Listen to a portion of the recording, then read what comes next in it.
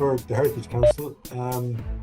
We were set up by Michael D. Higgins when he was the Minister for Arts, Gaeltacht and Heritage, I think, the mid-90s, with the Heritage Act 1995. And essentially, it set up this independent statutory agency to propose policies and priorities for the national heritage. Now, when you're asked what does the Heritage Council do, if you ever say they propose policies and priorities for the national heritage, you get a kind of a blank look, not surprisingly. Essentially, what I phrase it as is that we give advice to the Minister and we give grants. And that normally answers that one. We have various statutory roles under the Heritage Act, and through the National Monuments Act 1930 to 04, we have a couple of roles in that as well. Essentially, we have a voice on preservation orders, and under the Heritage Act 1995, we are formally, by statute, allowed to propose policy to the Minister. And looking at the legislation for other comparable organisations, that's actually something that's quite unique. For instance, the EPA doesn't have that facility. We're also a prescribed body under the Planning Acts. So we have a board of 11. We have a new chairman as of 2 weeks ago. It's Dr. Martina Maloney. She's the former Galway County Council City Manager, Galway County Council Chief Executive, and she's a former Chief Executive of Louth County Council as well. So a board of 11, CEO, staff of 20. We got sanctioned to recruit 6 people in the past, over the summer, so we did that as well. And there'll be more recruitments or more competitions coming up as well.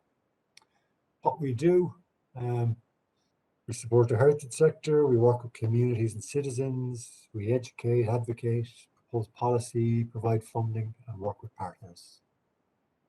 In terms of exchequer funding, we did a very large budget up until about 08, and then cutbacks kicked in, and slow improvement up to 2020.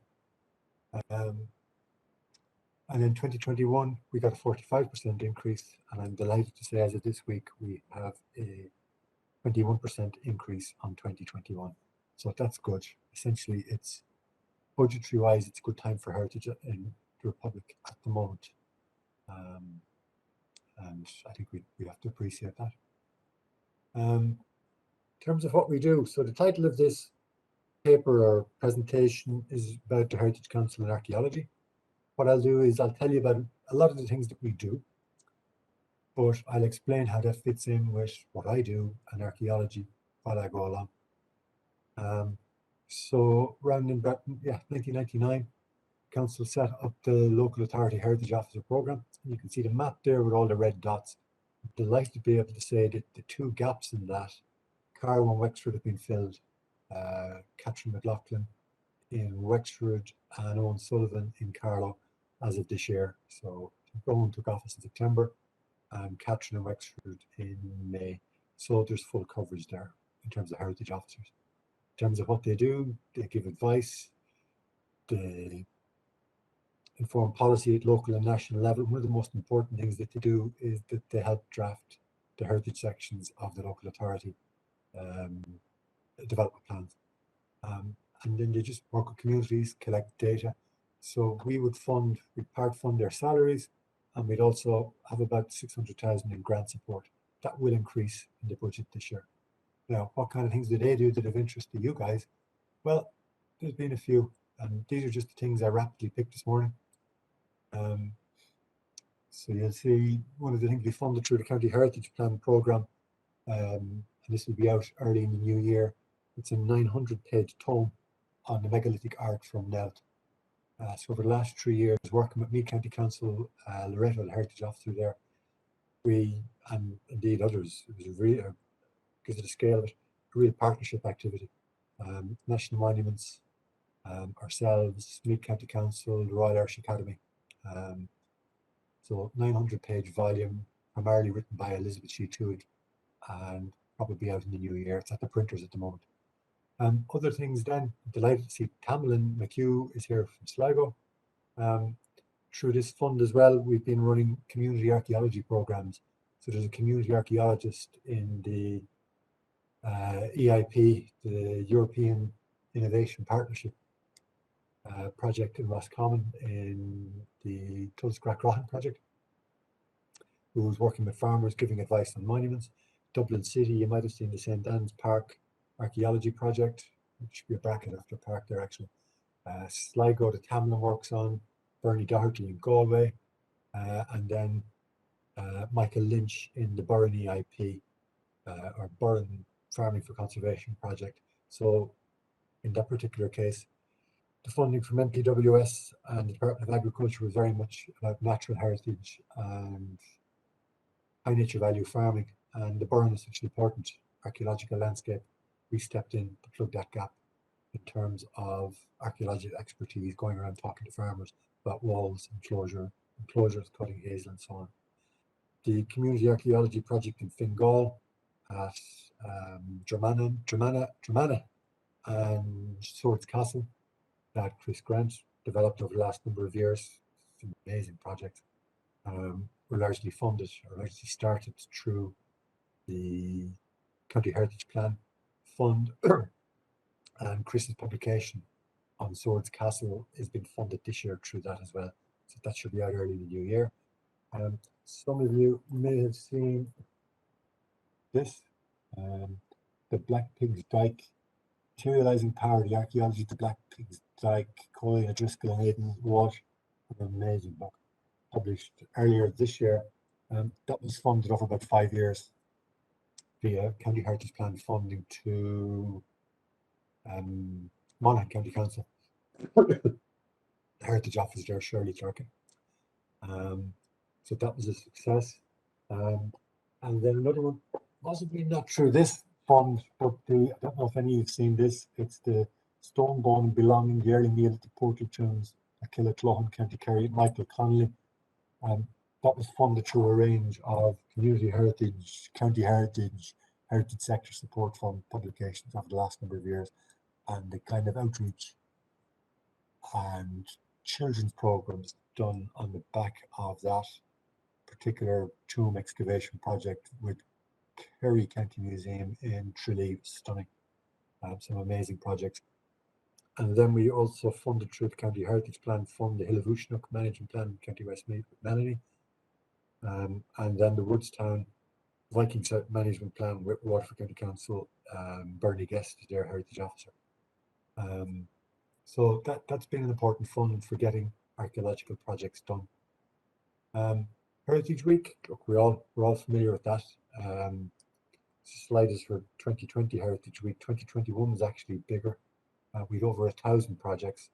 Heritage Week is a bit of a strange one the last 2 years, and that the focus wasn't on live events, but this is really where the heritage sector and volunteers and community groups come together and deliver things on the ground.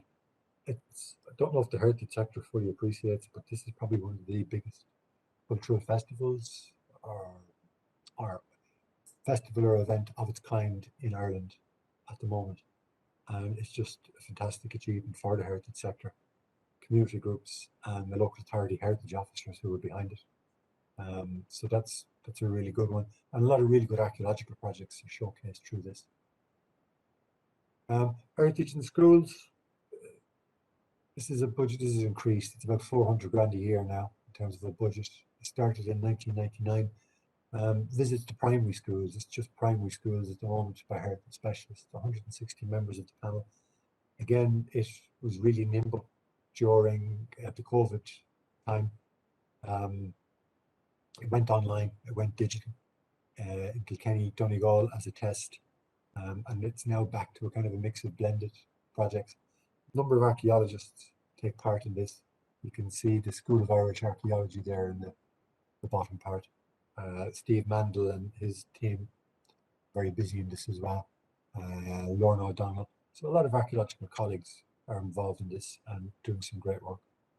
And you know, it's a great buzz when my kids come home from school and they say, "Oh, it's somebody in from, well, talking to us about heritage, and you go, oh yeah, that's that program. Oh, good.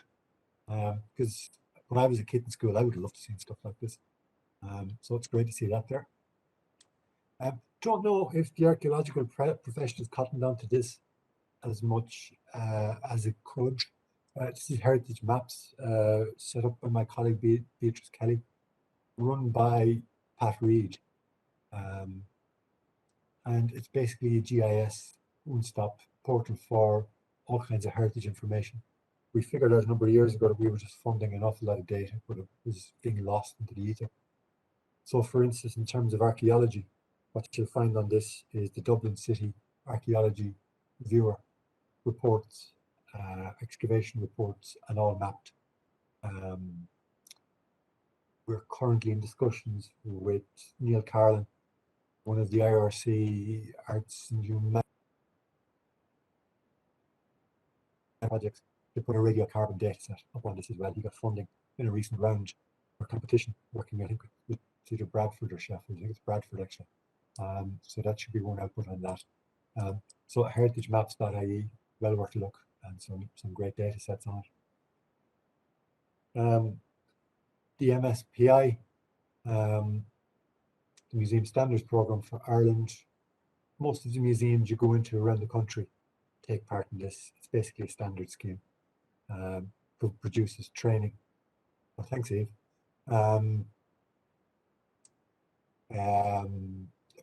Training, standards, accreditation, and it's really succeeded since 2006 in professionalising the museum sector. So that's been a good one. So Leslie Ann Hayden looks after that.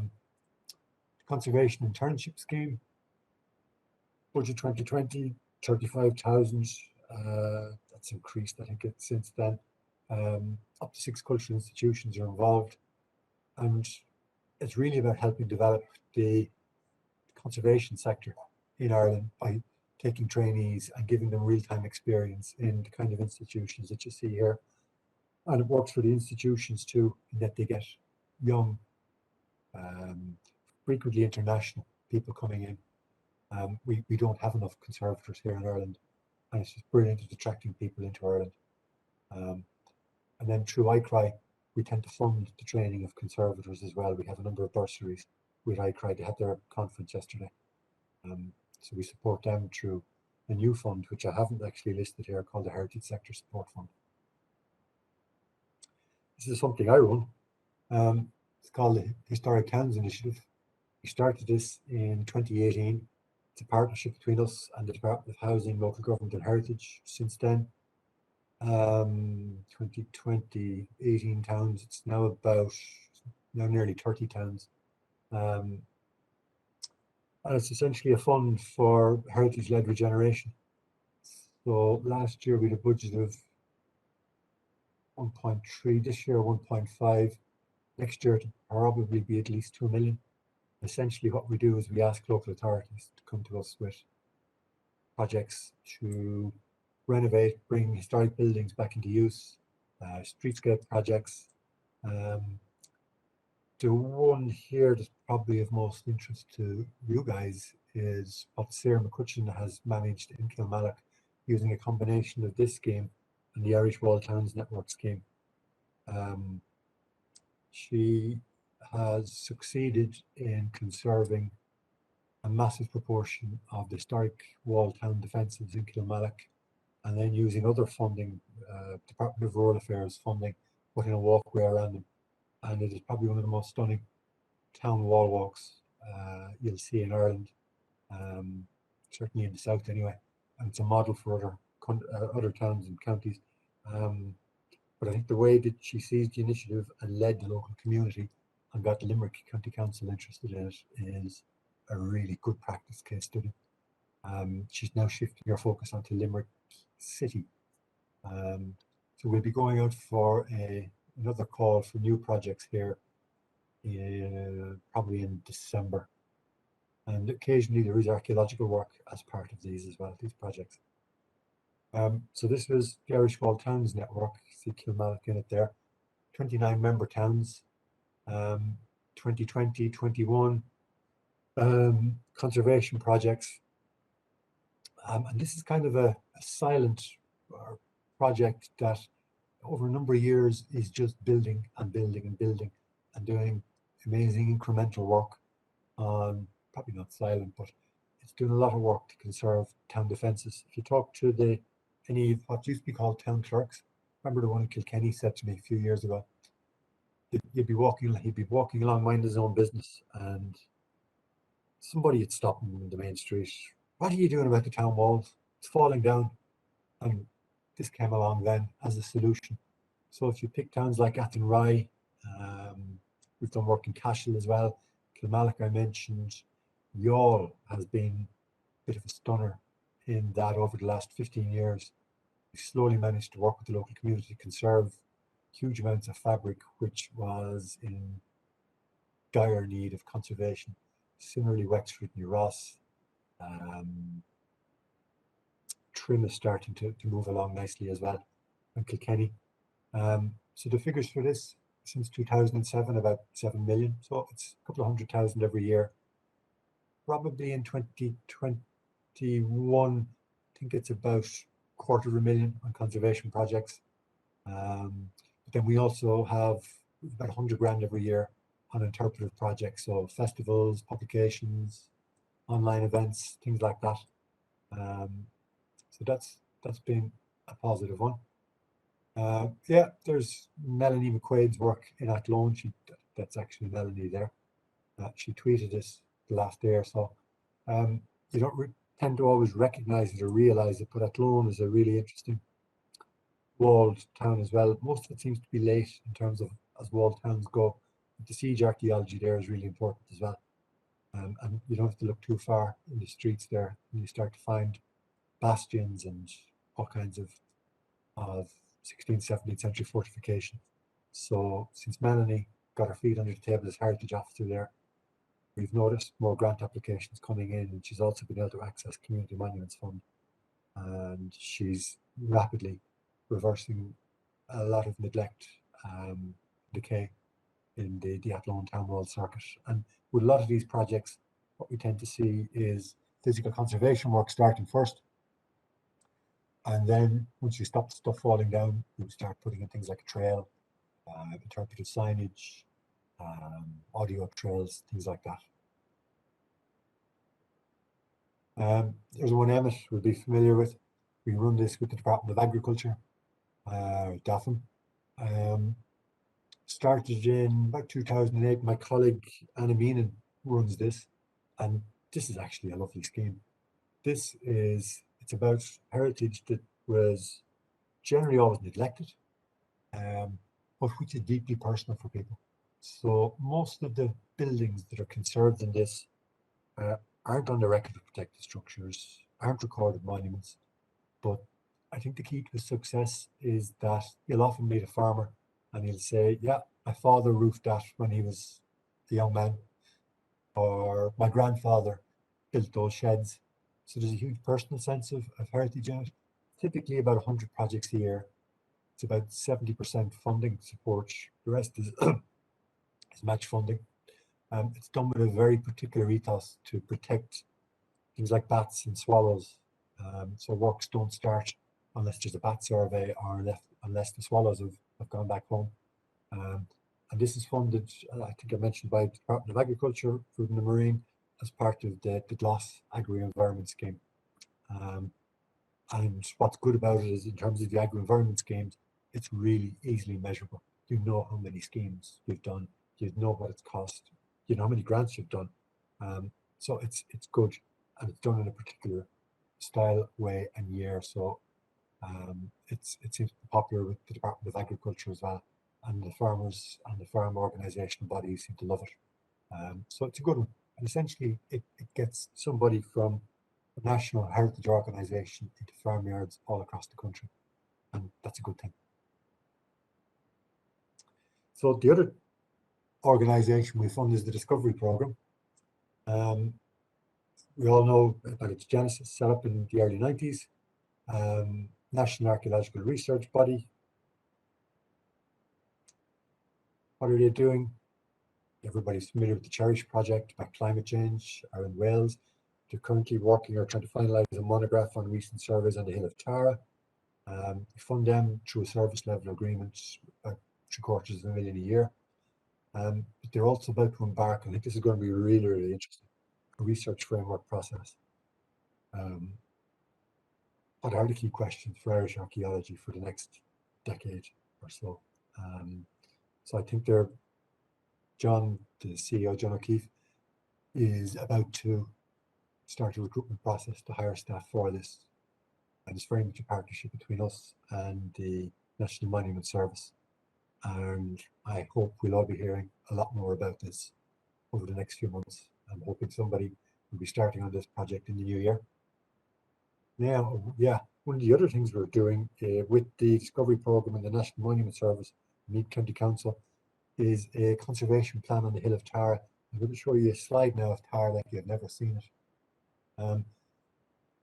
Is anybody familiar with Strava? If you run at all, you'll know about it. Essentially, it tracks your movements, and there are things called segments. It measures your time across. And because it's such a global phenomenon, you can measure usage, and essentially Strava calls them heat maps.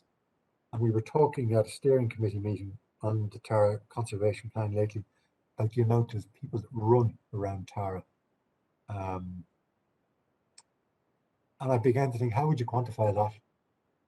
And I had read something about heat maps, so I started typing.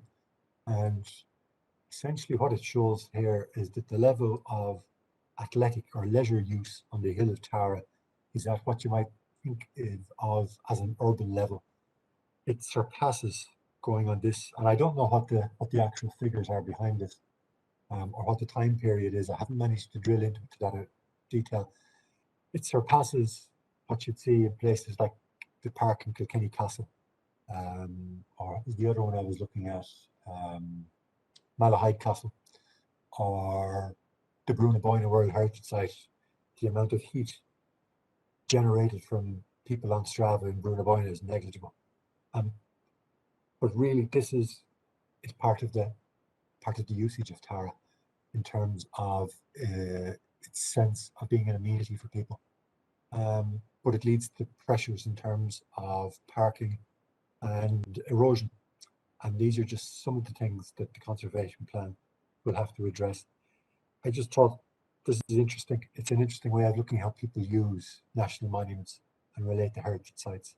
So that's Strava heat maps. So how did I get onto that? The Tara Conservation Plan, done by the Discovery Programme with ourselves for national monuments, should be out. I'm hoping we'll sign off on it later this month with national monuments, and that should be out in the new year. Another bit of good news, a few years back, 10, 11 years back, we set up what was called the INSTAR programme, the Irish National Strategic Archaeological Research Programme. Our chart looks a bit mad. I suppose what I was really trying to show there was the range of impacts or outputs that came from in terms of papers, presentations, books. Some of the books there on the right-hand side that came out, mainly from Aidan O'Sullivan's EMAP project, which just kept giving, but also Tommaso Caragon and some other ones as well. And I was delighted in the past year, Betty O'Brien's Mapping Death monograph came out, and it's just an amazing set of thoughts and case studies and interesting information on late Iron Age and early medieval burial. And I think Betty did an amazing job on that with her partners. And then this one came out as well in the last month or so as well. Another monograph from Tommaso Caragon based on their INSTAR UCC project, Churches in the Irish Landscape. And it is stunning. So I suppose the point is that even though that funding tailed off, it was set up 10 years ago, it's still running. But the good news is that there's a call out at the moment, working with National Monument Service and the Irish Research Council. We have a 2 million fund. Closing date, I think, is the end of November. Applications to the Irish Research Council, and we're hoping that'll have a similar impact. It's the first phase. We've called it INSTAR Plus, So keep an eye out for that. Then a few years ago, we decided we'd nick something from the Scots. We got talking to Archaeology Scotland, an NGO, and they were telling us about Project Phil Richardson in Archaeology Scotland was telling us about their Adopt a Monument programme, and he'd be talking to Chris Corlett. And I got talking to Chris and then Phil, and we said, why don't we try this in Ireland? And I met the heritage officers, and we would tend to use them as kind of a sounding board as well. And they said, yeah, that sounds interesting. Why don't we try it? So we put out a tender, see if anybody was there could help us. Abarta Heritage, Neil and Roisin put their hands up, a few other people as well. But we went with Abarta, and it just went from strength to strength, and there was an appetite for it. And I think a lot of it was really two things: the sense of having a kind of a package with a brand, Adopt a Monument, the sense of supporting people in looking for projects. So we went out to the public. We did a public call that first year, I think it was 2016. We wanted to take in about 5-6 sites. We ended up taking about 7 or 8 because we got 90 applications. So we did another 2 to 3 calls since then. You can see the kind of places we took in, and I'll just run through a couple of them now. But again, and I suppose if there's a kind of a theme in anything I've been saying today is if we work with other people, the National Monument Service, Creative Ireland, local authorities, leader, we can achieve so much. And that's really been the essence of this game. So as of last year, it was 700,000. It's probably closer to 1 million now in grant support that these groups have been attracting. What happens, or what does it look like? This was an interesting one. We were getting grant applications to the Heritage Council's Community Grant Scheme a couple of years for this site, Knockboy Church, County Waterford. If you take the road north out of Dungarvan heading for Clonmel, you pass between the Comras and the Knockmeal Downs. I think it's an area that was known as Slieve na Cua. So it's a really important strategic pass between the mountains. And there's this really interesting church site there in Knockboy.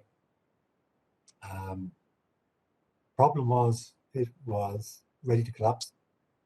But what gave it a real layer of added significance was there are a number of ohm stones built into it. So over here, that's an ohm stone, just behind the guy in the orange cap, that lintel. There's about 5 or 6 of them. And the local group worked in partnership with Dr. Nora White. There's Nora in the extreme right of this slide. Nora's an expert in ohm. And when she was working for the Dublin Institute of Advanced Studies, she came to this church and just felt that it couldn't be left as is because it was ready to collapse. And we started work on it through the grant scheme. Then they applied for Adopt a Monument, and they made a great partnership with a mason called Tom Pollard, and it just took off from there. So yeah, adopted in 2017. Well, look, there's the 5 ohm stones, and a 6th one stands separately inside the building. And Tom, the mason, there he is in the middle of that slide, found another ohm stone this summer, or a fragment of one. They're just a really clued in group who formed a partnership with a really good mason. So between funding from the Heritage Council, Creative Ireland, National Monuments Community Monuments Fund, they've practically saved this church from collapse. And when you go there, the local community are just so motivated and sense so much the importance of it. So there you see Tom with a lintel ohm stone strapped. I think that's in the north wall. So that's a real good news project. We were on nationwide with that during Heritage Week, and it was just a lovely piece to film. It's just a lovely project. You'd come back filled with hope in terms of kind of support people feel for their heritage and their appetite to save it. And we got on so well on this that Nora and myself said, why don't we do a publication on Homestones? So should have that out later this year, and we'll see if we can fit a copy of it into the winter edition of Archaeology of Archaeology Ireland for everybody. So what we normally do with these is I get some photographs from the National Monument Service. Nora writes, or you get somebody, an expert, write a text aimed at a general readership. Some really good images from Ken Williams, and just get it out there. What are our own stones? Why are they important? Why should we care for them? And then you try to stick something interesting on the cover. Nice cow maybe. And you can see the Ohm inscription there on the bottom. So we have a few more edits and a little bit of work to do on that, but that should be out by year end. This was another really interesting one. This is Killishandra, County Cavan. And this was a Heritage Week event you did 2 to 3 years ago, pre-COVID. You see my colleague from the Heritage Council, Colin Murray, there in the middle in the background in the T-shirt, and Roisin Burke there beside him, and a Heritage officer there as well, and the local community. And it just turned out to be a nice project in that the Tidy Towns group were really concerned about the church. It's a Jacobean style 17th century planters church, adopted by Killishandra Tidy Towns. Now there's a core of a medieval church there, and the Jacobean planters added on 2 brick vaulted early 17th century structures there, but they were in rag order. So between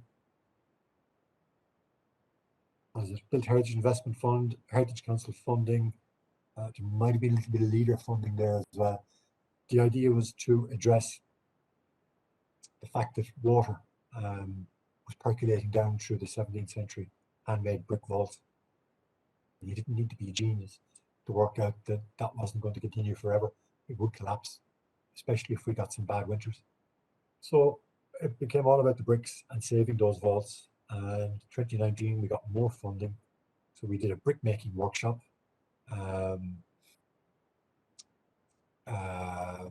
which was great fun. So we Creative Ireland funding for that. So the kids, everybody, Barney Devine came down from Northern Ireland. He ran a HLF project in, it was Harney, in Fermanagh, which had done experimental brick making. And we just said, that's great, why don't we try that? And that went down a storm. You can see everybody smiling there. And they've since done graveyard recording and more works this year on the vaults in the graveyard. So much the same as Kilnaboy, just the energy and enthusiasm and appetite people have for people. And when they work in partnership with national and local governments, you can achieve so much. Yeah, so that was it. Free conservation. So there's a zinc roof. There's a lot of thinking and talking. Kevin Blackwood was the architect about what we needed to do to save that vault. About 20 years ago, it had, this is still Killishandra Church, it had been covered in lime mortar, but it simply hadn't lasted. So the idea this time was to go for a zinc roof. And look, it mightn't be everybody's cup of tea, but it secures this church and these vaults for a good deal longer than just a sacrificial lime mortar arrangement will. So it's a great partnership project. I think I'm nearly there now.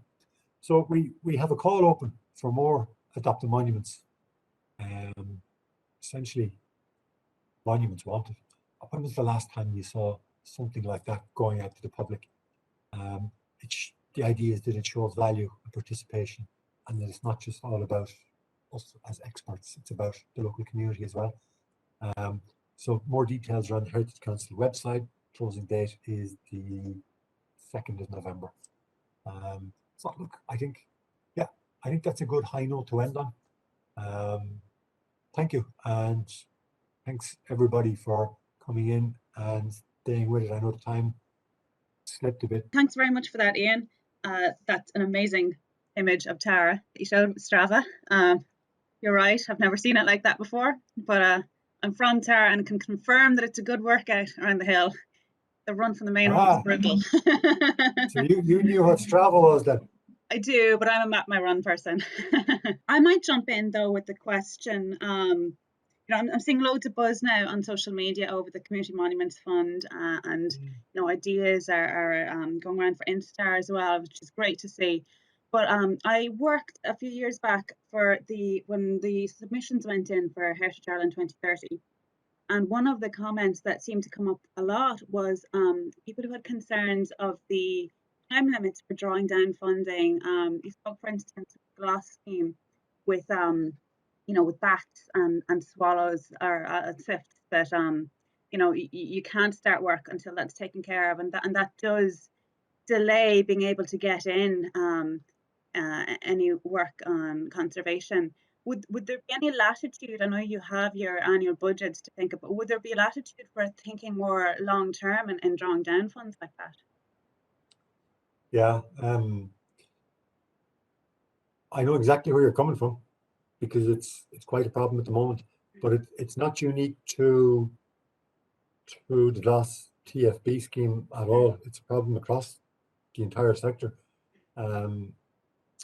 There's a huge shortage of people out there at the moment to do things. Everybody's so busy, and there's a lot of funding out there. There is a problem in that typically grants are awarded at the start of the year, possibly February, and then there's a closure in around November, and there's a shoulder period where people can't really do anything except prepare another application. So that is a problem.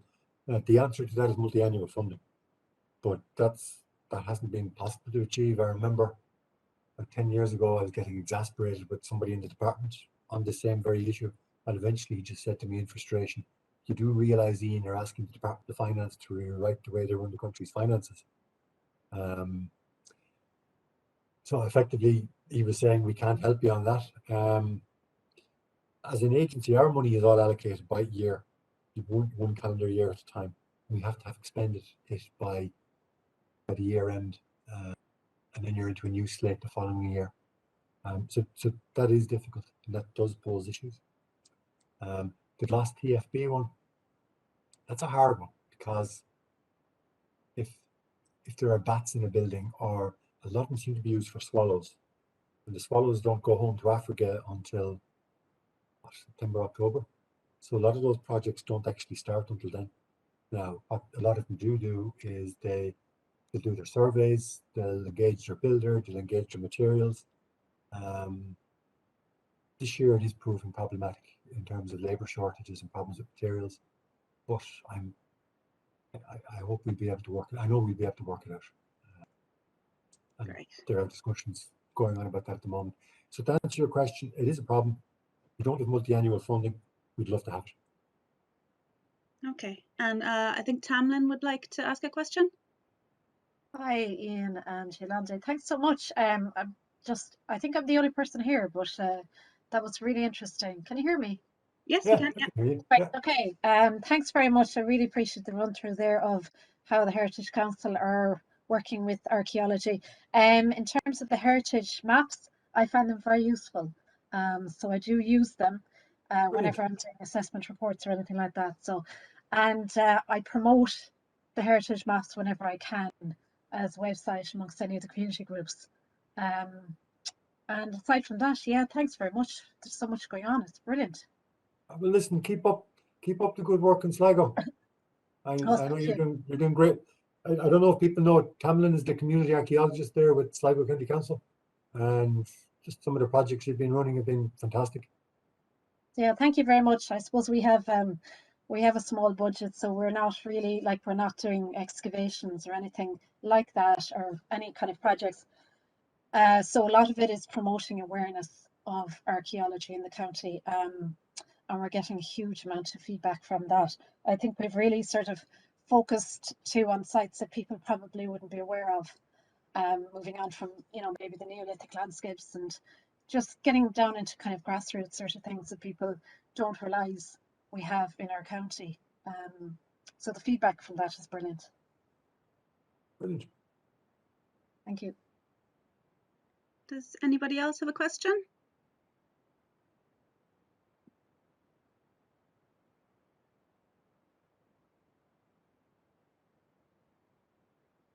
No? Okay, well, in that case, thanks again, Ian. And oh, sorry, Emmett Burns has a question. Hold on, I'll unmute you, Emmett, if you want to speak. Oh, you're unmuted already. Okay. Hi, Yolanda. Hi, Ian. Thanks very much again. Just like Tamlin said, that was very, very interesting and comprehensive overview. And this is going to sound very bad coming from an employee in the Department of Agriculture. I haven't looked into it in depth myself, Ian. Is there any new opportunities in the CAP strategic plan regulation? You know, you've done, as you said, you've done fantastic work there with farm buildings over the last number of years. Are there any new opportunities there, or is that opportunity going to be carried over in the next program? Do you know?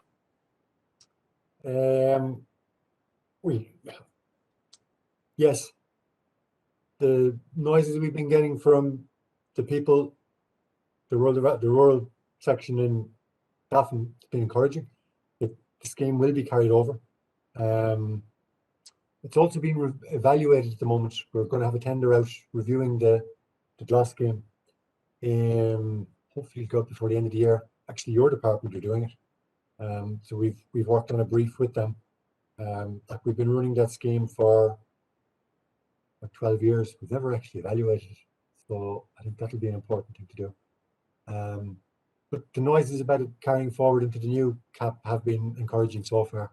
But the idea is that that review will also look at that and where to sit. Okay, very good.